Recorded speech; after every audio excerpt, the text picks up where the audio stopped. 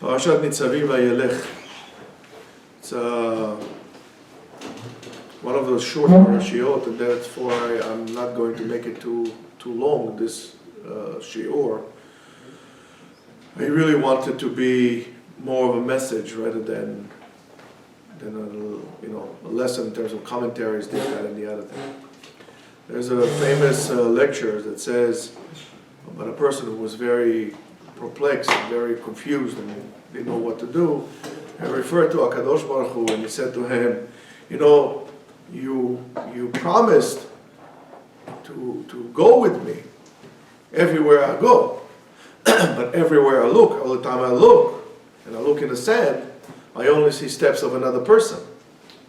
So where have you been in my most difficult times? That's the question that he's asking God. And then he hears a voice, in parenthesis, God tells him, נתתי לפניך את החיים ואת הטוב, ואת המוות ואת הרע, ובחרת בחיים. It says in this week's Parashat. I gave in front of you life and death, good and bad, and you should choose life. In many places in the Torah, or few places in the Torah, we find a similar idea. HaKadosh Baruch Hu gave us two different ways, and we spoke about it so many times, two different possibilities, two different ways. One leads you to a good path, and one leads you to a bad path, which is dark, and so on and so forth. And the choice is ours to decide where we go.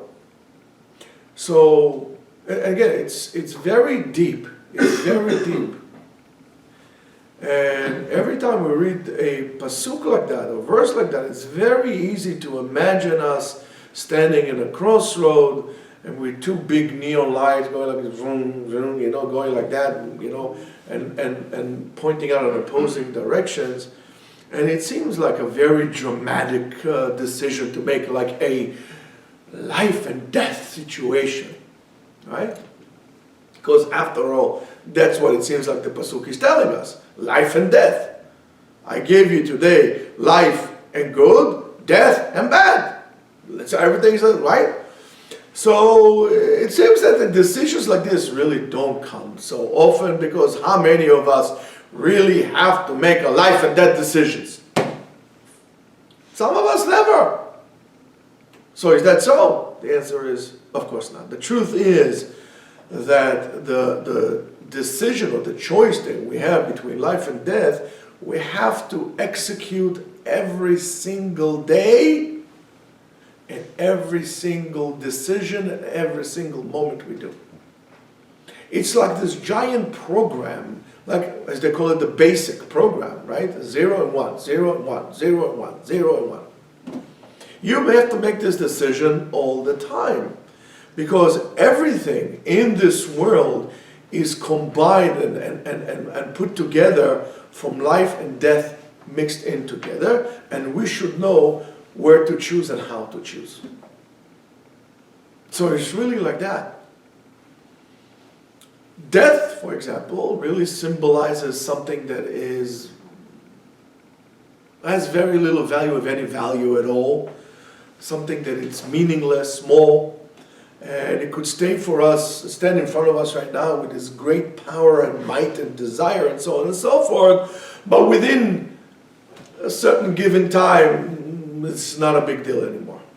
I mean, think about what is it that you like when you were, argument's sake, or you really desire when you were, I don't know, a 7th grade. I don't know what you would look, what was it, the big deal, What do you desire when you're 7th grade?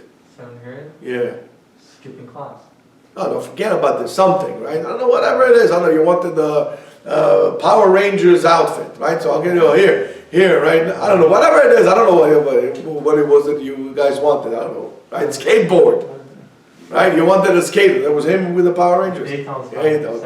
Right, so you wanted a skateboard. I give, okay, by the way, David, I got something that you wanted. I give you whatever you desired when you were in 7th grade. Oh, all right. So, remember those years you really drove me crazy for it, and now I don't want it now. That's death. Something that at the time was so you were willing to go over the top for it. And right now it's like pointless, meaningless.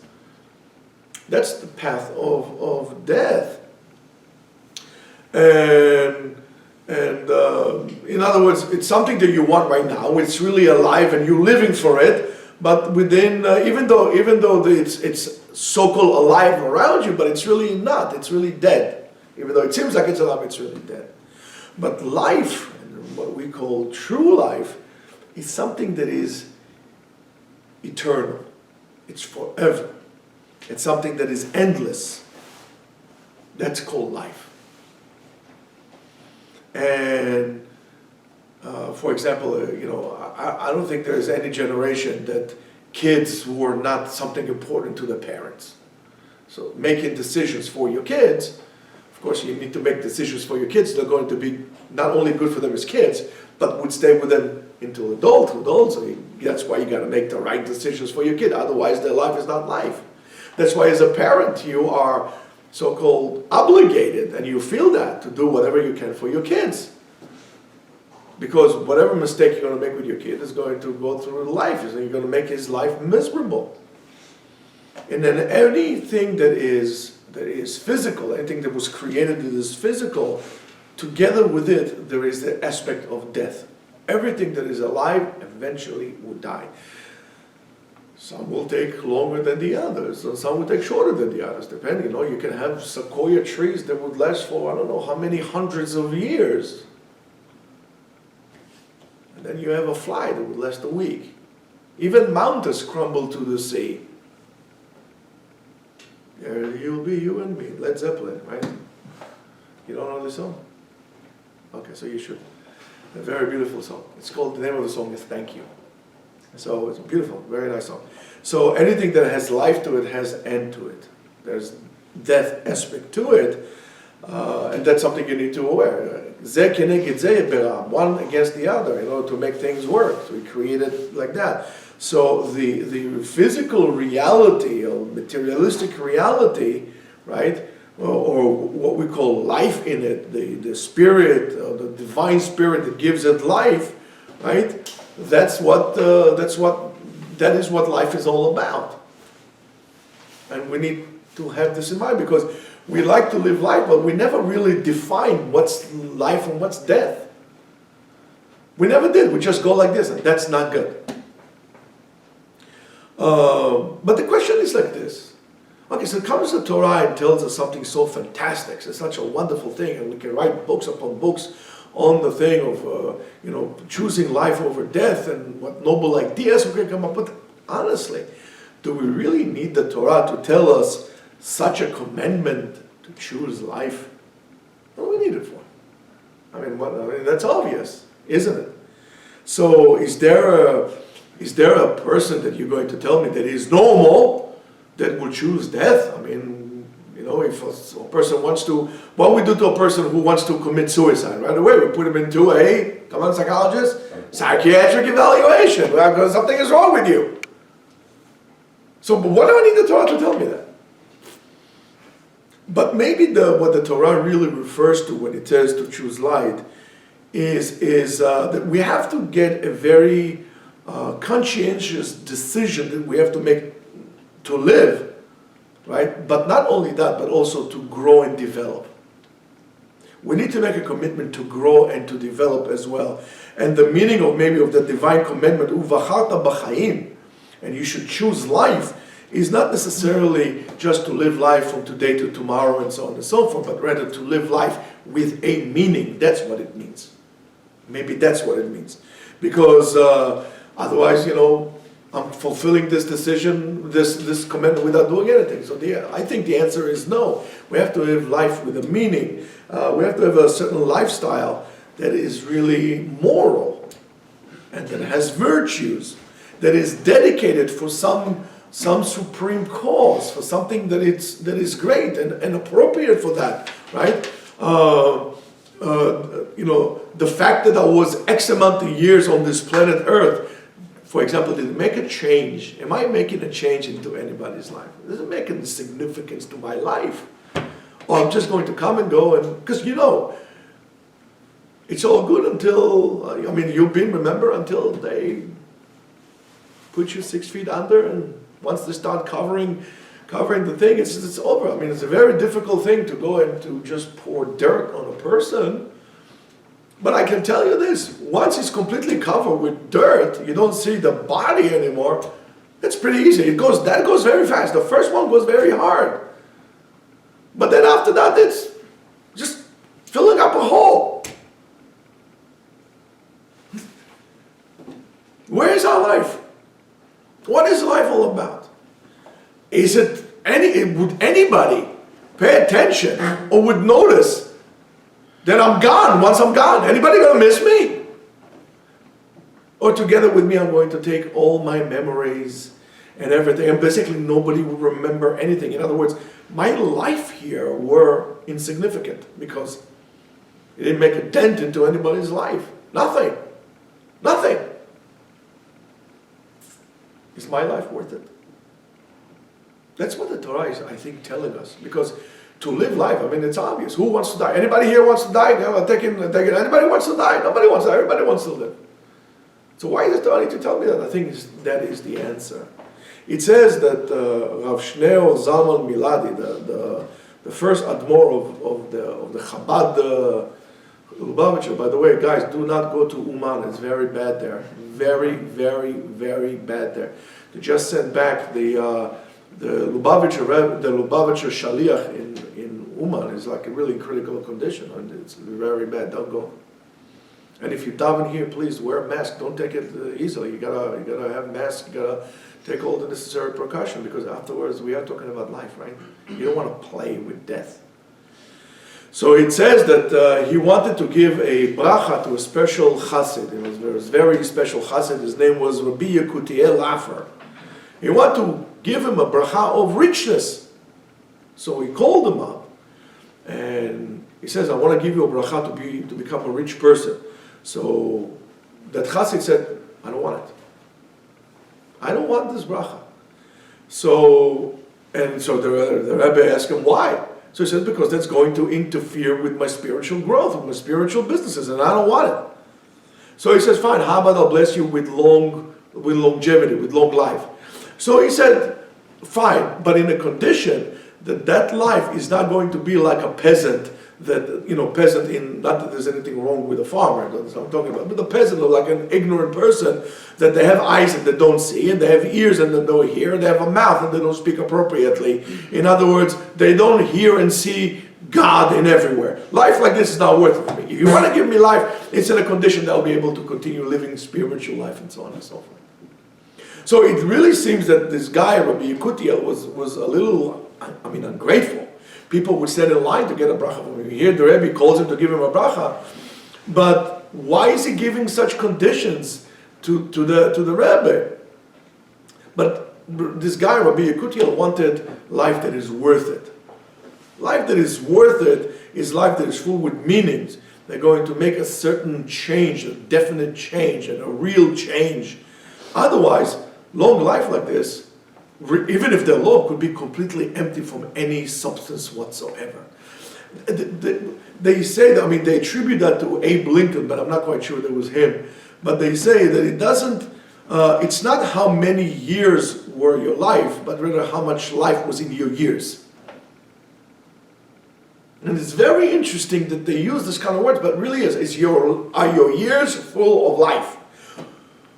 Well, that's the questions you got to ask yourself, and really ask yourself and answer that truthfully. And when you are going to try to make another dollar or go to some stupid birthday, is that worth it? What's the meaning of something like that?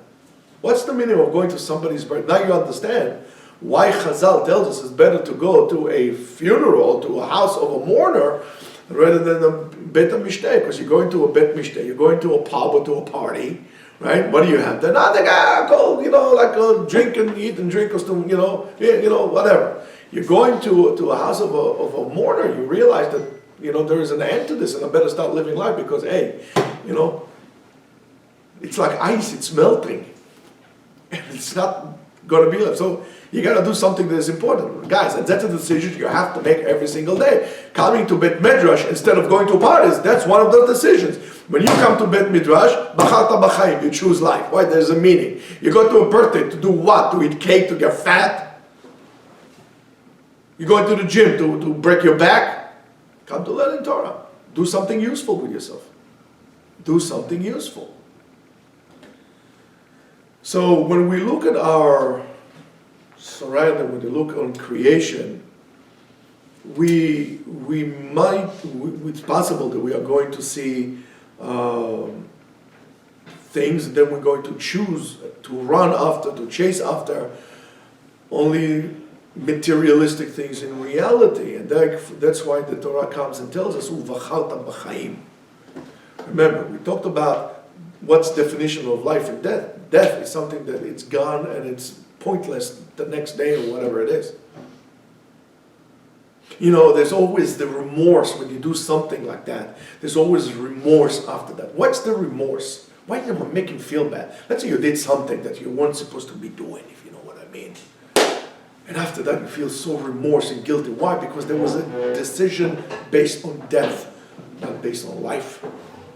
The remorse comes from feeling a little of the bitter taste, the bitter drop, as they say that the angel of death drops into your mouth. That's what it is. That's what it is. You're making a decision that is based on death. And when you do something with meaning, it's sweet. The Torah is sweeter than honey. Right? As it says in Yedid Nefesh, right? It says, Minofet Tzuf, that your closeness, HaKadosh Baruch Hu, is more precious to me than the best nectar out there. That's choosing life. What is that you're choosing? Choosing a lot of money, becoming a big shot. What good is going to do to you? When you're dead, you're gone. You know how many big shots were there? How many of you thought about Rockefeller recently? Huh? Any of you? Rockefeller was maybe at one point, maybe, the most powerful man in the world. Yes, he was only a vice president and he was a billionaire, but he had so much power. Well, you know, at the 40s, you would have thought that Rockefeller is probably like a second to God or something of that sort. How many of you thought about him recently? None. Pointless. Pointless. Pointless. Think about it. All of you wanted to become like Rockefeller, important, right? And Lema'aseh, the truth of the matter is, it's pointless. No one remembers you. We spoke today about the Khatam Sofer, we speak about the Rambam, we speak about people. That's what we talk about. That's eternal. That's choosing life. What decisions do you make? What is the basis for your decisions? And I told you this before. Every decision that you make in your life, you'll be able to trace it back, trace your steps back. You see that at one point you had a choice, and you chose to go here or you chose to go there, and that is a given moment. Every single day you meet, you need to make a conscious decision, and it starts with getting up in the morning. If you go back to bed, you choose death. You get up in the morning, say the brachot. What are the brachot about? The acknowledgement that I'm alive. I'm acknowledging that I'm alive. Elokai neshama shenatata bi teora ata bera'ata, and so on and so forth. You gave me life. Okay, so now let me act on it. How do you act on it? Step by step by step by step by step. I make another brachot. I put this on. I put my clothes on. Malbish harumim. I put my shoes on. I stand up. Zokef kfufim. Right? As Shulchan Aruch says. Every bracha is an acknowledgement of life. Dead people cannot make brachot. They can't. So every time I make bracha, it's an acknowledgement I'm alive, to remind me this all the time.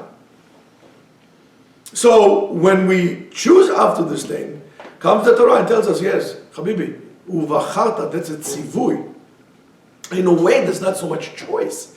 Uvacharta b'chaim. And of course, why b'charta b'chaim? V'tov lecha, sheyeh lecha tov. So it will be good for you. So, in other words, when you do so, it says to remember, and look, life is divine. Life is a gift from God. And the true reality really dwells on every single object and particle of our world. The total sum of our lives, they're going to determine, based on the good decisions and bad decisions, is going to determine if our life were worth it or not. And that's what we need to do. That's the symbolism that we have right now of the scale. Tzaddikim, not tzaddikim. This, that. Most of us are 50-50. Sometimes we make good decisions, sometimes we make bad decisions. But why does it have to be like this? Why does the Shulchan Aruch tells us the first halacha, Shiviti Hashem, contemplate on Hashem, makes all your decisions based on Hashem, based on God. I'm about to do something. Would God say, attaboy, that's my boy? Or he's going to say, oh God, okay, I'm telling you, this guy, he'll say, oh my goodness, you know what this guy is doing? They're like, hello, hey. Your actions, are they going to be something that God is going to be proud of you? Or not? Right?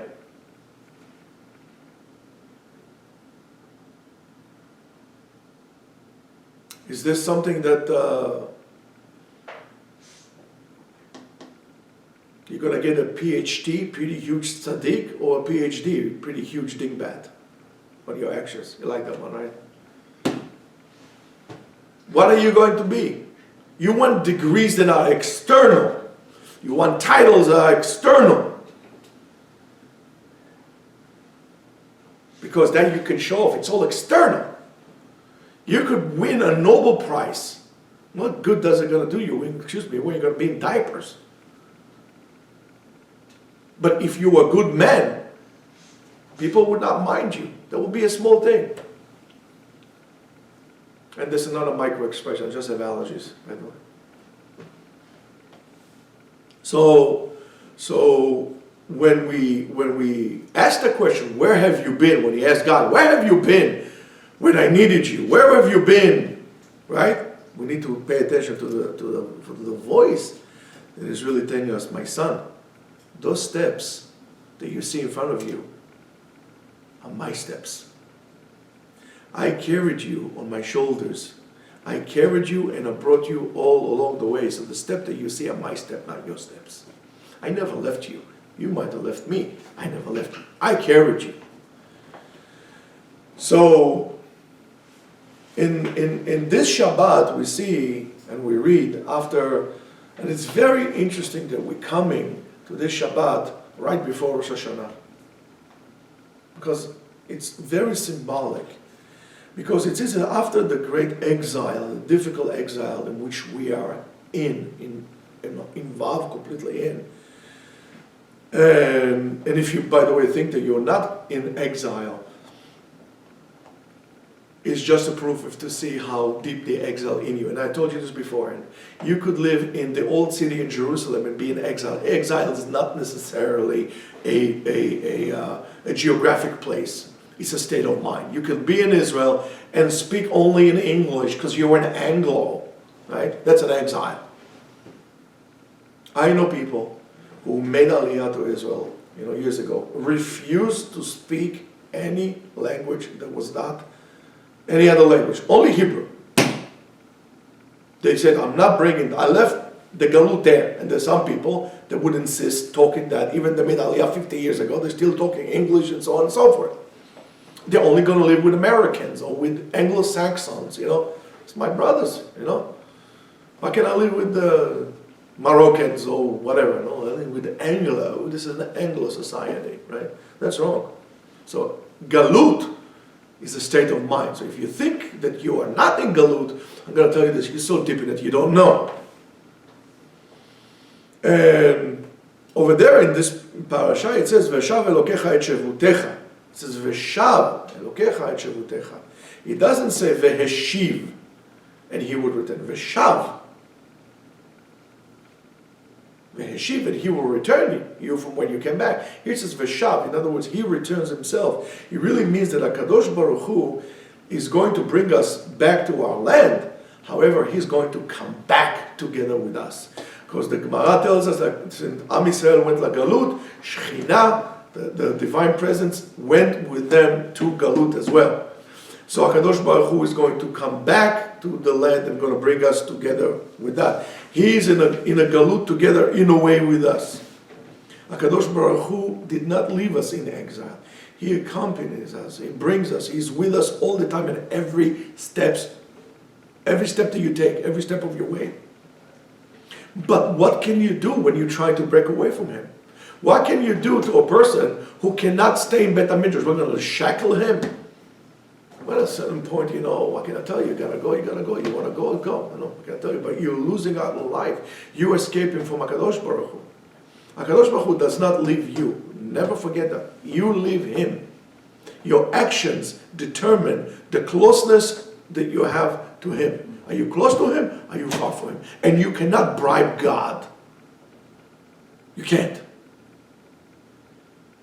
You just bribe yourself. And in Galut, we're prisoners. And every prisoner cannot escape from prison unless he gets some help from the outside. Somebody from the outside need to bring him, stuff to dig with, to maybe bribe the guard of the prison, right? Or to even wait outside with like a V8 with mud tires so he can just scoot itself out into the unknown over there with a big overlanding Lexus machine. If we understand that, we need to understand that we also have to trust HaKadosh Baruch Hu to help us escape from this jail, from those materialistic vessels in which we're all confined and closed within. Help us to escape from anti-Semitism, from wars, from terrorists, from bandits, from wicked people, and so on and so forth. And it will help us to escape from spiritual imprisonments like, football, television, TV shows, and all what the media has to offer you. That is a spiritual imprisonment that really, imprison you in the galut, so you can escape from it.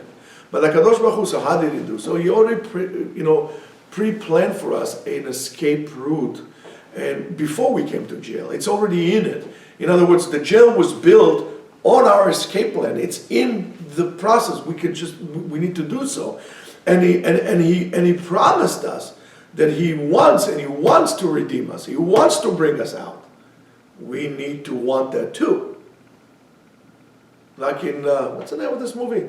Mission Impossible, right? One of those number whatever, when he was in jail, They could have opened the jail, he didn't want to come out, so he won't come out. You can open all the jail if you want to stay in, you're going to stay in. You need to come out. All the tools are there. And not only that, as I said, He also gave us the tools to escape. And what are the tools to escape from the prison that we had?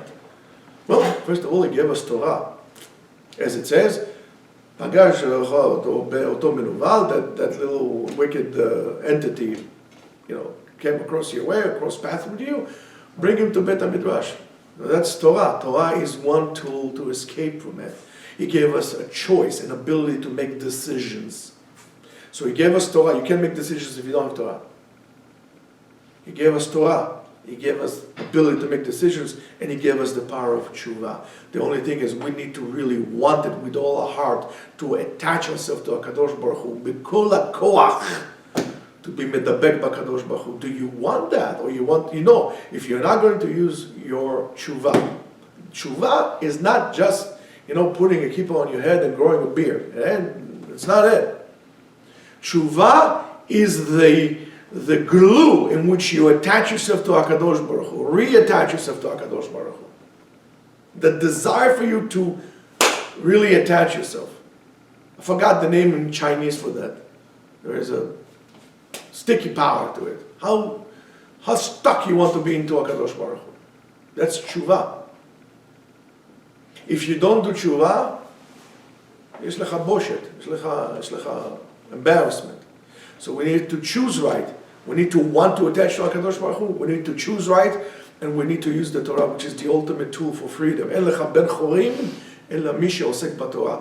A real free person is only a person who learns Torah. So when you don't learn Torah, you're in prison. You're in prison. Why?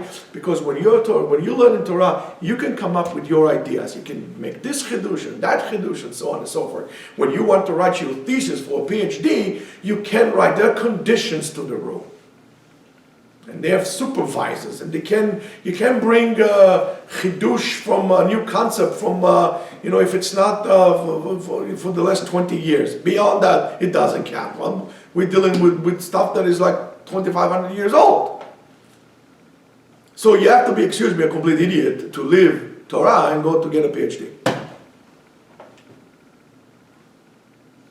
As I said, pretty huge dingbat. And then, when you are willing to redeem yourself, why are we still here? Because we are not willing to be redeemed. That's why God does not redeem us. He doesn't give us salvation because we don't want to have salvation. We don't. We want to watch football and drive Mercedes. How about you're not going to drive, you're going to have public transportation? I'm going to give my Tesla away and give my Mercedes away. You don't want to have salvation. That's why you're not going to be saved. And it's hard. But there was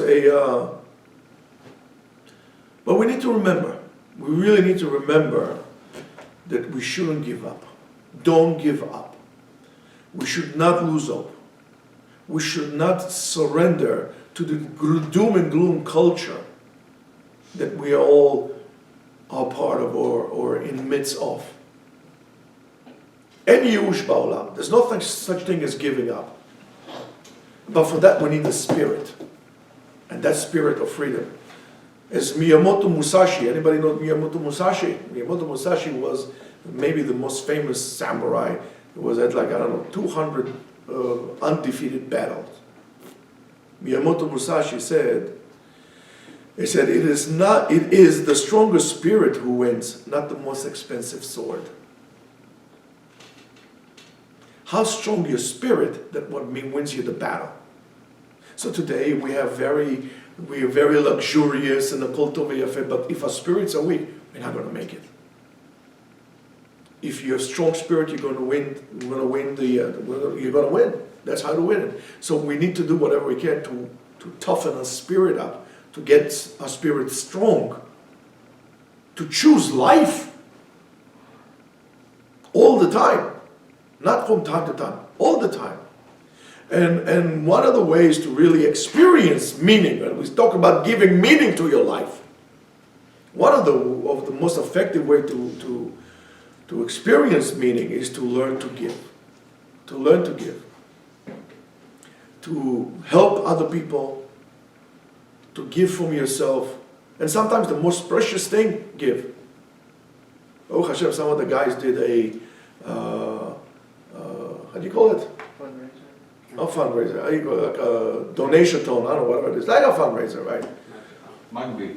Yeah, Magbi, but in English, whatever. So it was a tremendous thing, and it was not only that it helps the yeshiva, to raise some money to survive, but what was more important is the spirit behind it. It's the spirit behind that thing that somebody reached out to his heart and said, you know what? I have a place inside of me, this pure place inside of me, and everybody has this pure place inside of you that is willing to give, to feel, to give, to donate, to contribute, and we need to reach. That's the unspoiled port inside of us, and that's how you start living meaningful life, by giving, by helping, by contributing, by finding what is more precious to you, and then give that to others. Don't forget, the more you give, the more room you have to get more. But that's very important. As Albert Pike said, he says, what we do for ourselves dies with us. What we do for others and the world remains and is immortal. It stays forever. So if you want to live, if you want to make decisions based out of life, learn to give from yourself to others. Make this world to a better place. And that's something that you can come with God to face Him in Rosh Hashanah. Shabbat Shalom. Like